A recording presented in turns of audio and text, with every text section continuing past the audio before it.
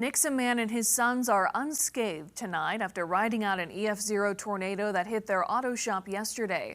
Ozark's first Parker Paget is live in Nixa after talking to that shop owner about the storm, the damage, and the support his family has gotten in the last 24 hours.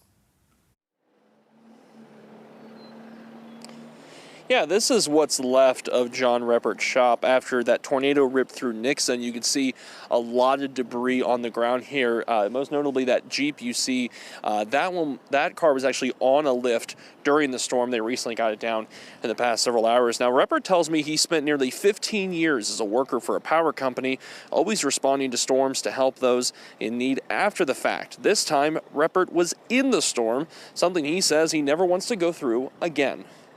So loud, it was so loud. I can't even explain it. It just sounded like, I don't know how to explain it. It sounded like a freight train, it really did. John Reppert, owner of Complete Diesel and Auto Repair, was with his sons when an EF-0 tornado hit Nixa. The wind went crazy, started ripping the roof off the building.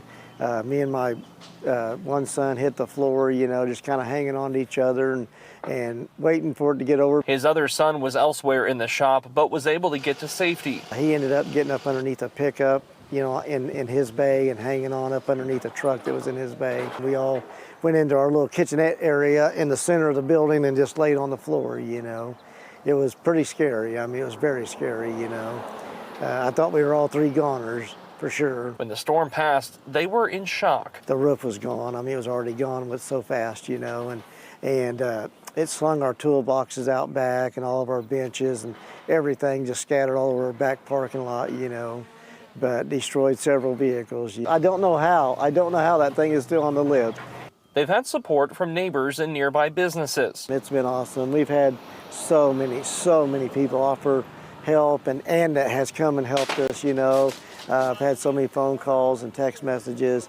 I mean, it's been awesome. Including Jeff Norton, who works next door, who was housing some of Reppert's equipment during the recovery process. They just asked for if we had any extra storage space, you know, once they got like their tools, and he has a motorcycle in here. So I had some extra shop space and we're using that. I just think any decent person is going to do that. For now, Reppert is focusing on what he couldn't replace, the family that rode out the storm by his side. We walked out of there. I mean, we walked out of there with no scratches, no scrapes or nothing.